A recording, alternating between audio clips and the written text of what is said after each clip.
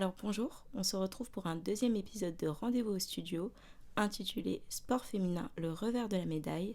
Aujourd'hui, je me trouve en compagnie de Laetitia. Bonjour. Adesola. Bonjour. Et Marie. Salut. Et moi, c'est Sarah. Et nous faisons partie de l'association La Case.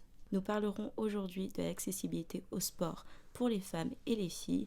Et c'est un thème d'actualité puisque nous sommes en 2024 et que Paris s'apprête à accueillir les Jeux Olympiques. Et du coup, c'est aussi l'occasion de mettre en lumière les athlètes féminines qui sont régulièrement mises de côté. Et pourtant, on sait que les femmes pratiquent le sport. Peut-être avant de parler de toutes ces athlètes que nous avons en France ou même des athlètes à l'international, ça serait peut-être intéressant de voir dans les pratiques ce qu'on peut trouver au niveau des chiffres. Et nous toutes on trouvait important aussi de parler à la fois du sport en général, mais aussi du parasport, handisport pour certains, qui a aussi une grande part du sport en France. Du coup, c'est vrai qu'aujourd'hui, dès le plus jeune âge, on a une pratique qui est importante du sport chez les filles et chez les jeunes en général. On voit que, en fait, c'est les jeunes d'en dessous de 18 ans qui pratiquent le plus d'activités sportives, notamment généralement par l'école, poussées par leurs parents. Mais la pratique chez les filles, elle diminue fortement après l'adolescence et encore davantage à l'âge adulte. Au fur et à mesure que les personnes ont des responsabilités. Et un fait intéressant qu'on a vu aussi, c'est que les filles se lancent moins dans des sports compétitifs que les garçons. Et ce qui influence aussi la production d'athlètes féminines de haut niveau. C'est intéressant parce que d'après les chiffres de l'INSEE, c'est vrai que, comme tu l'as dit, même si les filles ont accès à la pratique sportive, de fait, même en club, elles auront tendance à moins aller vers des compétitions. Donc par exemple, dans les 16-24 ans, de personnes inscrites en club sportif, il y a 35% de filles qui vont de fait aller faire des compétitions contre 69% des garçons ou des hommes. Donc la différence est très importante. Et c'est vrai que les filles, elles sont plutôt poussées vers des pratiques sportives qui vont pousser à leur esthétique, tout ce qui va être... ce qu'on va codifier en tant que sport féminin, le patinage artistique, la gymnastique, alors que les garçons, on aura tendance à les pousser vers des pratiques plus combatives, qui vont pousser à la compétition, le judo ou des sports collectifs comme le football. Et vous avez raison, il y a quand même un phénomène qui se déroule. Il y avait une étude d'Adidas en 2021 qui disait qu'une fille sur 4 arrêter la pratique sportive dès leurs premières règles parce que les menstruations sont très difficilement gérées dans la pratique, que ce soit tout à fait dans la pratique personnelle que dans la pratique professionnelle. Ces questions de pratique sportive, ça s'explique aussi au cours du temps, puisque par exemple à l'époque, beaucoup de femmes n'avaient pas le droit de faire du sport. Quand je dis n'avaient pas le droit, c'est qu'en 1941, sous le régime de Vichy, donc avec Pétain, le foot et bien d'autres sports comme l'haltérophilie, les sports de combat, etc., le lancer de marteau, avaient été jugés trop nocifs pour les femmes et du coup étaient interdits, parce que du coup sinon elles ressemblaient plus à des hommes beaucoup plus musclés, etc. Donc en 1941 c'était interdit. Ça a été interdit et ça a été rouvert qu'en 1970. Donc ça explique aussi le fait que les femmes se sont moins penchées vers ces sports-là.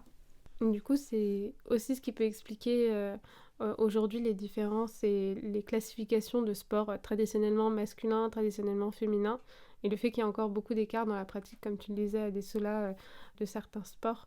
À l'inverse, on voit qu'il y a des sports qui sont très masculins, comme le rugby, comme le foot, des sports où vraiment les hommes le pratiquent le plus, et ça creuse les écarts.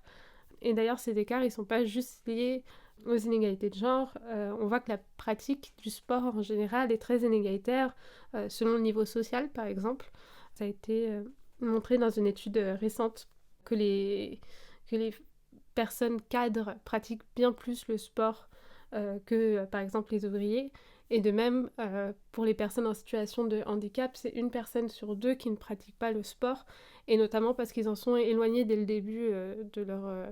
dès leur plus jeune âge, en fait, dès l'école. Souvent, les personnes en situation de handicap, en fait, sont généralement dispensées de sport, et donc n'ont pas cette acculturation à la pratique sportive, et ce qui fait que ça se traduit après aussi dans les chiffres des athlètes professionnels, qu'il y a beaucoup moins de sportifs de haut niveau issus de classes sociales défavorisées ou en situation de handicap. Et ça joue aussi sur le panorama derrière des sportives et sportifs qu'on peut connaître. Et puis pour ajouter à ton propos, Laetitia, il y a aussi un gros problème qui se passe au niveau du parasport, au niveau paralympique, surtout au niveau professionnel, c'est que sur 22 disciplines présentes au jeu, seules 3 sont accessibles aux personnes qui ont une déficience mentale ou intellectuelle. Et du coup, ça remet quand même en question le fait que malgré qu'il y ait des jeux qui soient adaptés aux personnes en situation de handicap, ça n'inclut pas forcément tous les types de handicap. Et ça devient très compliqué après par la suite pour des athlètes paralympiques de se professionnaliser, dans leur catégorie en tout cas. Et d'ailleurs, c'était intéressant parce qu'il y avait un article sur le parasport qu'on a consulté pour préparer ce podcast, qui disait aussi que un des facteurs de l'arrêt d'une carrière sportive pour les athlètes paralympiques, c'était le manque de challenge. Parce que il faut savoir que dans les compétitions hors Jeux Olympiques, les sports sont divisés en catégories selon le type de handicap. Et du coup, alors qu'on a déjà très peu de femmes, on se retrouve avec très peu de candidates dans chaque catégorie. Et finalement, du coup, très très peu de compétitions. Et ce qui peut lasser aussi les athlètes féminines qui ne voient pas le challenge derrière. Si on affronte toujours les deux mêmes personnes, on a assez vite fait le tour et on est plutôt en compétition avec soi-même finalement qu'avec d'autres. Et j'ai trouvé que c'était intéressant parce que c'est vrai que c'est quelque chose auquel on ne pense pas spontanément, que le fait qu'il y ait toutes ces sous-catégories dans la compétition, même si au JO il semblerait qu'ils soient plutôt ensemble, c'est vrai que ça contribue aussi à l'arrêt précoce des carrières sportives féminines. Un autre fait auquel on ne pense pas souvent, parce que là on parle des JO 2024, on parlait de la pratique sportive au féminin, mais c'est vrai que la participation des femmes aux Jeux Olympiques n'allait pas toujours de soi, et que c'est quelque chose pour lequel certaines femmes ont dû militer. C'est le cas notamment de Alice Milia, grande figure et athlète qui a fait de la natation, elle s'est essayée à plusieurs sports et elle a créé la Fédération sportive féminine internationale et elle a milité pour l'accès aux femmes aux compétitions olympiques. Et face au refus de Coubertin, oui, Pierre de Coubertin, merci, de donner cet accès aux femmes, elle a créé ses propres Jeux olympiques féminins qui ont eu un grand succès. Et face à ce succès, il a été décidé que les femmes puissent intégrer les Jeux olympiques et on a eu les Jeux olympiques tels qu'on les connaît actuellement. C'est une figure assez méconnue des athlètes à l'heure actuelle, alors que c'est elle qui a fait beaucoup pour elle, et notamment en athlétisme. D'ailleurs, en 1928, donc lors des premiers JO femmes, Lina Radke a battu le record du monde du coup de 800 mètres course en 2 minutes 15. Donc ça a fait polémique parce que forcément, la première fois que les femmes sont en compétition et réussissent à battre un record. Donc ça a fait polémique par rapport à ça et aussi par rapport à comment est-ce que les spectateurs avaient été, on va dire, éblouis par rapport aux sportifs qui, après la ligne d'arrivée, s'étaient, on va dire, effondrés sur la piste parce que elles avaient fait des performances fabuleuses. Et du coup, c'était jugé pas assez attrayant parce que du coup, les femmes étaient par terre, avaient trop chaud, etc. et tout ça. Donc, tellement ça n'a pas plu, en fait, ça a été retiré des JO. Enfin, cette épreuve de 800 mètres, et ça a été réintroduite qu'en 1960, donc près de 30 ans après, juste parce que c'était pas assez beau, en fait, le sport féminin. Ce serait dommage que les femmes aient l'air d'être des êtres humains. Exactement. Et ça nous renvoie encore à cette esthétisation. Si les femmes font du sport, c'est parce qu'il faut que ce soit esthétique. C'est un vrai enjeu aussi, effectivement, ce côté esthétique, parce que ça contribue à la médiatisation du sport. Aujourd'hui, on voit que les athlètes féminines qui sont mises sur le devant des médias, c'est souvent en fait les plus jolies aussi, et au détriment de celles qui performent le plus, et c'est quand même dommage. Et beaucoup d'athlètes ont souvent été accusés d'être trop masculines, trop musclées, pas assez des top modèles, mais en fait ce sont des sportives et c'est normal, et c'est aussi nécessaire pour performer dans un sport que d'avoir des muscles développés, d'avoir une condition physique adaptée à son sport. Et je trouve que c'est beaucoup décrié, et alors que c'est normal. Il y a une réelle injonction à la beauté. Et pour rebondir sur ce que tu as dit, il y a une petite citation, une petite anecdote avec Marion Bartoli, qui est une tenniswoman à la retraite maintenant, qui, lors d'une interview en 2013 par un journaliste de la BBC, il lui avait reproché de ne pas être assez belle, de ne pas être assez canon. Et elle lui avait répondu « Oui, je ne suis pas blonde, c'est un fait. Est-ce que j'ai rêvé de devenir mannequin ? Non, désolée. Mais est-ce que j'ai rêvé de gagner Wimbledon ? Oui, absolument. » Et on voit qu'il y a une réelle injonction à la beauté des athlètes féminines, et que quand elles ne sont pas conformes à l'idée qu'on se fait d'une femme, elles sont moins médiatisées. C'est le cas des personnes des athlètes qui font de l'haltérophilie. C'est le cas de l'athlète qui font aussi du lancer de marteau. Elles sont mises à l'écart et elles ne correspondent pas aux critères de beauté qu'on veut d'une athlète. Et d'ailleurs, on voit que souvent les athlètes, quand elles sont trop musclées, on va tout de suite les accuser d'être masculines, peut-être de se doper, de prendre de la testostérone. Il y a eu beaucoup de tests de féminité autour de ça pour justement... qui accusent un peu les athlètes en fait de tromper le public, de tromper les autres concurrentes, parce que elles ont une apparence plus masculine ou autre. Est-ce que ça nous rappelle pas les JO antiques, Marie ? Oui, Jamie. Du coup, ces contrôles de genre sur le terrain, ça date aussi de très longtemps quand même. Ça a été mis en place dans les années 60. Mais avant ça, du coup, les premiers Jeux Olympiques, un peu dans l'Antiquité grecque, en fait, on voit sur beaucoup de sculptures, sur beaucoup de peintures ou de représentations des sports à l'Antiquité, du coup, les hommes étaient nus. Et c'était pas juste comme ça. C'était en fait pour éviter que les femmes puissent participer aussi à ces jeux, du coup, puisque si c'était habillé, fallait détecter si c'était un homme ou une femme qui jouait. Donc ils ont dit, on fait plus simple, on met les participants nus, comme ça on est sûr que ce sont des hommes, et les femmes n'ont pas le droit à cette compétition. Et les femmes n'avaient pas le droit, certes, d'être sur le terrain, mais n'avaient aussi pas le droit d'être dans l'enceinte, d'être spectatrices de ces jeux-là, évidemment. Donc les femmes ont déjà, depuis l'Antiquité, été mis hors jeu sur le côté pour pas participer de près ou de loin à tout ce qui était événement sportif. Et du coup, après, dans les années 60, a été mis en place les contrôles de sexe du coup visuel. Puis au fur et à mesure, il y a eu des contrôles de tests de chromosomes, puis de tests de testostérone, puis de tests d'androgènes, etc., de plus en plus. Et ce que tu viens de dire, Marie, ça me rappelle l'affaire Caster Semenya, qui est une athlète sud-africaine qui a été suspectée de ne pas être une femme parce qu'elle produisait, en fait, elle produit toujours beaucoup de testostérone. Et du fait de cette production de testostérone qui est jugée trop excessive par le comité olympique, elle a été suspendue d'un certain nombre de courses parce que pour le comité olympique, pour être une femme, il faut un certain niveau de testostérone, et si en tant que femme on produit plus, il faut, pour participer à une course, passer par des traitements médicaux pour diminuer ce niveau, et cette athlète a refusé de le faire. Elle a porté plainte pour discrimination. La Cour internationale des droits de l'homme européen lui a donné raison, mais qu'en partie, parce que dans les faits, le règlement des Jeux Olympiques n'a pas changé.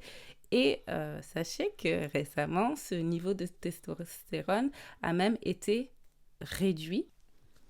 Et je pense qu'on parle beaucoup des uniformes, on parle beaucoup de ce que c'est être une femme au jeu ou dans la pratique sportive, mais je pense qu'il y a un réel enjeu de représentation en général et qui est aussi traduit dans les médias. L'ARCOM, en 2021, avait identifié que 71,5% d'hommes étaient représentés dans les médias, contre 4,8% pour les femmes, et on est à 21% pour des compétitions mixtes. Et je pense qu'il y a un réel enjeu aussi. On parlait tout à l'heure, Marie parlait de la beauté du sport, d'être beau quand on fait son sport, surtout en étant une femme. Et il y a beaucoup de compétitions, et notamment dans les compétitions de snowboard, où par exemple les hommes vont passer en premier sur les mêmes pistes que les femmes. Et du coup, par la suite, au moment où les femmes doivent faire leur compétition, elles ont aucune possibilité en fait de faire des figures comme peuvent les faire les hommes, parce que les pistes sont à peine praticables.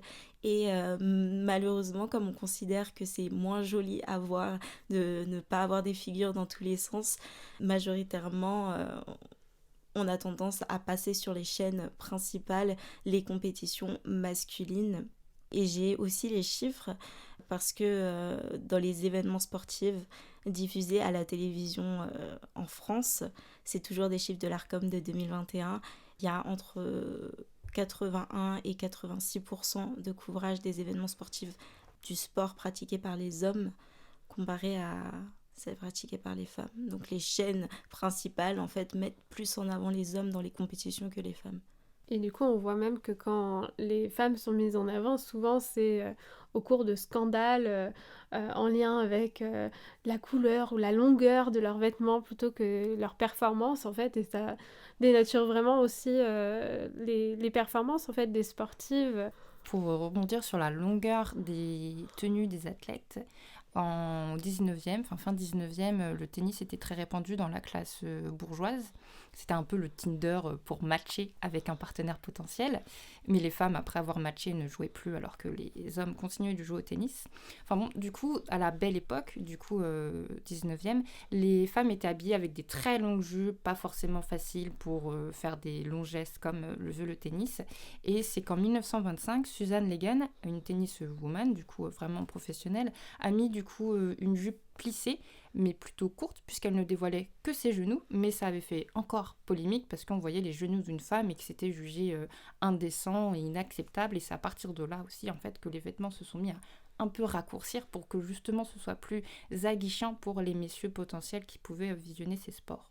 Mais on a toujours ce problème qui s'est déroulé assez récemment, parce que Olivia Breen, qui est une athlète de saut en longueur du Pays de Galles et qui participe aux Jeux paralympiques, on a jugé sa culotte trop courte et on lui a demandé de porter un short, malgré qu'elle respectait le règlement des Jeux paralympiques. À l'inverse, en 2021, c'est l'équipe de beach volley hand de Suède qui s'est pris une amende parce que du coup, elles avaient utilisé des shorts pour jouer au lieu d'utiliser des bikinis comme c'était dans la réglementation.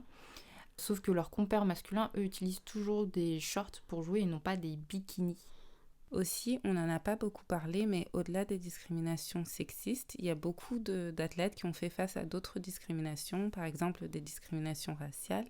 Et ça a pu donner lieu à des situations assez problématiques. Par exemple, Alice During, qui vient de Grande-Bretagne et qui est une athlète en natation, a eu un petit souci avec son uniforme parce que son bonnet ne pouvait pas prendre la majorité de ses cheveux, et la fédération a refusé de lui permettre de porter des bonnets adaptés à la nature de ses cheveux.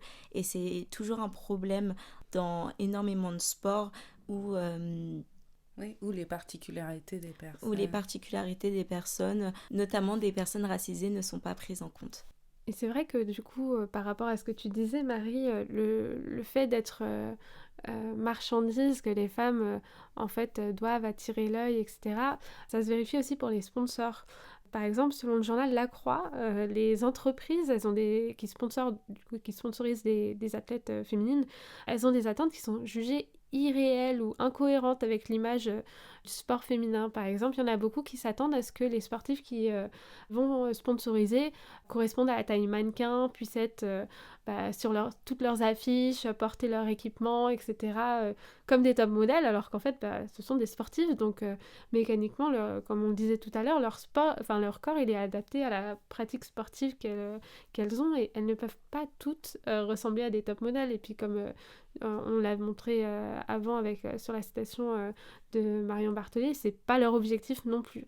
Et ça, c'est problématique, puisqu'en fait, le fait de pouvoir trouver des sponsors, c'est ce qui permet la professionnalisation des athlètes, c'est ce qui leur permet de vivre de leur carrière, puisque c'est ça qui les rémunère, aussi bien que la diffusion à l'antenne.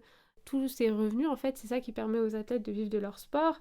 Et ces injonctions, en fait, elles font qu'il y a beaucoup d'athlètes qui galèrent à participer aux compétitions sportives et qui doivent faire des choix. Par exemple, on avait la championne de javelot de France en 2021 en 2023 qui s'appelle Yona Egoui, qui avait raconté toutes les difficultés qu'elle a rencontrées à pouvoir participer aux Jeux Olympiques, et elle dit qu'elle a utilisé ses économies, vendu des biens personnels, travaillé à l'entretien de locaux, fait du babysitting, été professeur particulier, a organisé une cagnotte, tout ça pour pouvoir financer sa participation à des compétitions sportives. Et en fait, c'est assez aberrant que des sportifs doivent en arriver là pour vivre en fait de leur carrière, quoi. Et Oriane Malo, justement, a raconté que l'Agence nationale du sport, elle met en place des aides financières pour pouvoir financer des venues dans les compétitions, parce que même pour les JO 2024, il y a énormément d'athlètes féminines qui ont des difficultés à financer leurs venues à Paris. Et du coup, elle disait qu'ils offrent des aides financières, mais que si on a des bons résultats au championnat du monde. Donc ça fait que c'est un peu le serpent qui se mange la queue, parce que si on n'a pas le financement pour pouvoir partir et faire la compétition, on n'aura jamais d'assez bons résultats pour avoir des aides financières.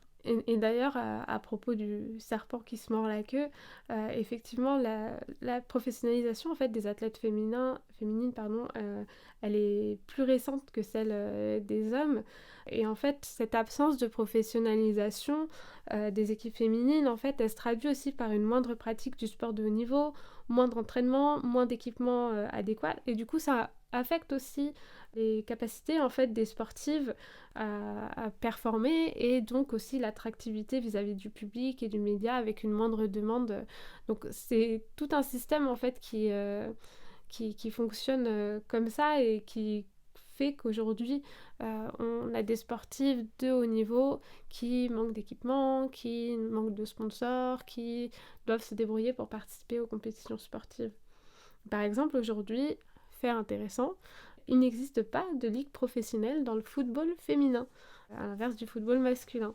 Alors que c'est quand même un sport qui est assez médiatisé par rapport aux autres sports féminins. Ce qui veut dire d'ailleurs que du coup, en fait, la plupart des joueuses de Division 1, donc qui est la division la plus élevée, en fait, elles disposent de contrats amateurs, qu'on appelle contrats fédéraux, qui leur permettent d'être rémunérées. Et la problématique, c'est qu'en fait, à peine la moitié sont des contrats à temps plein. Donc, ça veut dire qu'on a des athlètes de haut niveau qui ont aussi des emplois à côté de leur carrière sportive, puisque ça ne suffit pas en fait pour avoir une carrière à temps plein. D'ailleurs, le salaire moyen en Ligue 1, donc en première division, pour les hommes, il est de 108 000 € par mois, alors que pour les femmes, il est de 2 494 € par mois, donc ça fait quand même une nette différence. Et parmi cette moyenne, c'est une moyenne, donc il y a des femmes qui gagnent plus et des femmes qui gagnent moins que 2000, et pareil pour les hommes. Et par exemple, à titre d'exemple, en 2020, du coup, Neymar, donc le footballeur le mieux payé en 2020 en France, qui n'a pas eu de ballon d'or et qui fait partie de l'équipe du PSG, lui gagnait 36 millions bruts par an. Alors que la même année, Ada Hegerberg, du coup la meilleure footballeuse qui fait partie de l'équipe de l'OL, qui est la mieux payée en France et qui, elle, a reçu un ballon d'or, elle était payée que 400 000 € bruts par an. Donc on voit bien la différence entre Neymar, qui lui, par contre, là, n'a pas eu de ballon d'or, et Ada Hegerberg, qui, elle, a reçu un ballon d'or. Et côté tennis, ils ont la chance depuis 2007 que le tournoi Roland-Garros attribue des gains identiques pour les vainqueurs et les vainqueuses. Donc on voit aussi comment certains lobbies ont une influence aussi sur ce genre d'attribution salariale. Et d'ailleurs, ce lobby, en fait, il vient des athlètes elles-mêmes, puisque, par exemple, l'équipe nationale américaine de football avait lancé le slogan Equal Play, Equal Pay, donc au même jeu, la même rémunération, justement pour revendiquer le droit à avoir un salaire équitable, et ça a porté ses fruits, puisqu'aujourd'hui, dans plusieurs pays, dont les États-Unis, on a des accords de parité, on a des salaires équitables, des primes de victoire qui sont équitables aussi, et ça permet du coup maintenant à ces athlètes-là de vivre de façon égale. Et par exemple, c'est l'équipe norvégienne en 2017 qui avait un peu fait figure de pionnière en instaurant l'égalité salariale entre les deux équipes. Et pour ça, en fait, ils avaient décidé du coup de reverser une partie des recettes de sponsoring récoltées par l'équipe masculine pour la sélection féminine. Et à nouveau, donc, ils ont demandé quand même l'accord des joueurs. Les joueurs ont consenti à baisser leur salaire. Et l'article jugeait que c'était quand même un choix légitime, puisqu'en fait, les Norvégiennes, donc l'équipe féminine de football de Norvège, en fait, elles ont un titre mondial, 2 titres de championne d'Europe, un titre olympique. Donc elles sont quand même assez bien classées au niveau mondial, alors que c'est pas du tout le cas en fait de leurs homologues masculins. Et donc il y a aussi une grosse disparité, on le voit, malgré la performance, en fait, on n'a pas nécessairement accès aux mêmes revenus. Et ces revenus médiatiques, de sponsoring, etc., on voit qu'ils sont très importants pour financer les clubs, et que sans ça, en fait, c'est difficile d'avoir accès au financement. Petite anecdote, les sports collectifs payent moins bien que les sports individuels. Donc c'est quelque chose auquel il faut aussi penser quand on pense au sponsoring, quand on pense aussi à tous ces financements liés au sport et au salaire aussi de ces athlètes. Ces inégalités femmes-hommes, elles persistent au-delà des pratiques. Les femmes ont beaucoup moins accès aux postes de direction que les hommes. Petit chiffre, sur 36 fédérations olympiques françaises, il n'y en a que 3 qui sont actuellement dirigées par une femme, donc ce qui est très peu. Et sur 115 fédérations également, il n'y a que 19 présidentes de clubs actuellement. Et ça pose problème parce qu'on le voit dans d'autres domaines que le sport, c'est qu'il y a un vrai enjeu de représentation, que quand on permet l'accès à des postes de direction aux femmes, on va permettre une meilleure visibilité des pratiques sportives féminines au quotidien. Et on va aussi permettre de mettre la lumière sur différents enjeux qui peuvent paraître un peu dérisoires pour certaines personnes, mais qui représentent un véritable enjeu de représentation. Pour répondre à ces enjeux, il y a une loi qui est passée en 2014 qui s'appelle « Pour une égalité entre les femmes et les hommes » et qui veut, dans les faits, permettre une meilleure représentation des femmes dans les postes d'encadrant et de dirigeants. En plus d'avoir des dirigeantes qui puissent justement aider à cette représentation, je pense qu'il y a énormément à faire dans la recherche, notamment sur la recherche pour de meilleures prises en charge des athlètes par rapport à leurs spécificités, que ce soit notamment par rapport à leur cycle menstruel, aux effets de la contraception, à la grossesse ou encore aux risques pour les poitrines. J'ai appris ce fait un petit peu... ce n'est pas drôle, mais c'est quelque chose dont on parle peu dans le milieu, et c'est qu'il y a énormément de sports qui abîment la poitrine de certaines athlètes, dû notamment au frottement par rapport aux uniformes ou par rapport même à leur sport en général, et on en parle très peu, et c'est très peu géré aussi au quotidien, donc à la fin de leur carrière, les athlètes se retrouvent avec des poitrines complètement abîmées, et c'est l'INSEP qui fait en sorte aussi de faire ces recherches-là et d'essayer d'adapter en fait le sport et la pratique à des athlètes qui ont des spécificités. Et c'est vrai que ça paraît un peu aberrant en fait aujourd'hui qu'il y a encore tous ces enjeux-là, alors que par exemple on le voit avec la testostérone aujourd'hui dans le sport, on fait très attention au corps, à son fonctionnement, on l'étudie de près pour savoir les meilleurs régimes alimentaires à adapter pour sa dépense calorique, pour sa pratique sportive, et en fait on voit que les femmes elles ont un peu été exclues des recherches sur ces données-là. Que jusque-là, effectivement, à cause de fluctuations plus importantes dues au cycle hormonal, en fait, leurs résultats étaient considérés comme aberrants, Donc on a tout simplement décidé de les mettre de côté et se dire on va faire les tests sur les hommes, c'est plus fiable. Sauf que c'est comme pour beaucoup de choses aujourd'hui, si on n'a pas de données fiables et adaptées, derrière la réponse elle est ni fiable ni adaptée et on se retrouve un peu à en fait entraîner des sportifs féminines de la même façon qu'on entraîne des sportifs masculins et sans adaptation. Oui, et je pense qu'il y a un double enjeu aussi dans le paralympisme parce que en plus d'avoir des athlètes féminines qui ont des spécificités, on a aussi des athlètes qui ont des spécificités dues à leur handicap. Petit point positif, c'est que le comité paralympique aimerait ouvrir 3000 clubs inclusifs courant 2024. Donc on espère aussi avoir des infrastructures qui puissent accueillir des athlètes féminines et des athlètes féminines paralympiques. On peut voir qu'à travers tous les exemples qu'on a pu citer, la place des femmes a été vraiment mise de côté, que ce soit en tant que sportive, mais en tant aussi de dirigeante, d'entraîneuse, etc. etc. Et du coup, le sport a été pensé pour les hommes et par les hommes, et non pas pensé collectivement, femmes et hommes et autres genres. Et ça remet en question ce qui peut se passer du coup dans la vie d'une femme, comme par exemple sur la maternité, qui a longtemps été un obstacle pour les athlètes féminines professionnelles et qui elles devaient attendre la fin de leur carrière pour tomber enceinte. C'est vrai que par exemple aux Jeux d'Athènes, aucune médaillée française avait osé tomber enceinte. Et par exemple la judokate Frédérique Joscinet, qui était médaillée d'argent cette année-là, elle disait que elle se souvient très bien que c'était en fait écrit noir sur blanc sur son contrat, que si elle tombait enceinte, il devenait en fait obsolète. Donc en gros, elle aurait plus de revenus, plus de moyens de poursuivre sa carrière. Et donc ce qu'elle a fait, c'est qu'elle a décidé de repousser son projet d'enfant à sa retraite en fait sportive. Et c'est quelque chose qui change de plus en plus. Aujourd'hui, on a plus d'athlètes qui se permettent de tomber enceinte pendant leur carrière sportive. Néanmoins, ça reste pas forcément très bien accepté.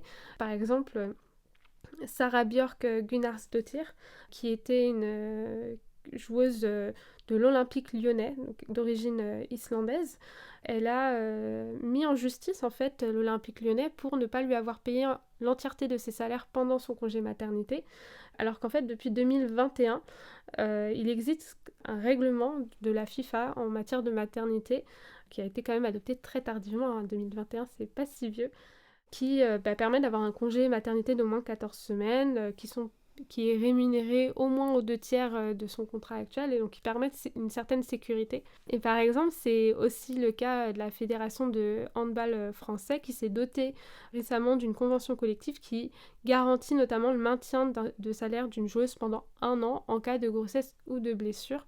Donc ça permet que ce soit un peu mieux encadré, un peu mieux accepté. Mais ça n'empêche pas en fait que certaines athlètes vont se retrouver sur le banc de touche pendant leur grossesse ou juste après quand elles essaient de revenir au même niveau, que les sponsors vont être plus difficiles à obtenir en fait post-grossesse parce que y a forcément un temps de remise à niveau tout simplement. Mais heureusement ça évolue quand même et on peut espérer qu'en 2024 après les JO plus d'athlètes se sentent autorisés à faire passer aussi leurs projets personnels au-delà de leur carrière. Je pense qu'on peut conclure sur une petite citation de Hayley Rosen qui... Assume, hein, fais l'américaine. Hayley Rosen, qui est une footballeuse américaine et qui dit « On ne traite pas le sport féminin comme un sport, mais comme une charité ». Et ça partait du principe que souvent on va venir en aide quand on peut dans le sport. On l'a vu dans les financements, ça va plutôt être considéré comme des dons, comme une bonté des sponsors de donner. Et je pense que c'est une raison pour laquelle ça serait un réel enjeu de traiter ces sujets comme de véritables enjeux internationaux et de droits humains, et notamment pour les athlètes féminines. C'était le 2e épisode de Rendez-vous au studio, Sport féminin, le revers de la médaille. On se retrouve bientôt, peut-être à l'automne, pour un nouvel épisode. Merci de votre écoute. Merci. Et à bientôt. Merci. Abonnez-vous à la case. Sur tous nos réseaux sociaux. Facebook, Instagram, Tinder. LinkedIn, YouTube, @association La Case. Merci de votre écoute.